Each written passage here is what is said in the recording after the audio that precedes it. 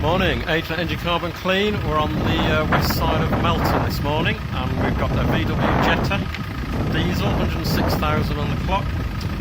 This one has had issues with rough idle. It's already had the EGR replaced on this.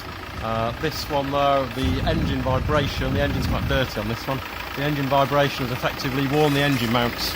There's quite a significant amount of wobble in the top of this. It's wobbling around quite a lot. It's more on the right hand side, so it looks like the mount down at the back's gone. That needs replacing. It's not gone completely yet because my car's not shaking itself to pieces, but it is very, very worn. The dirtier an engine gets, the more it's going to vibrate and pummel those mounts, and it's going to wear them down eventually. So getting this engine cleaned up now before it gets the mount changed. Otherwise, very little of note to do with this. The auxiliary heater, as we see in so many of the VW engines, that's gone. Other than that, just a standard clean-up. Get this back out on the road in about another 10 minutes.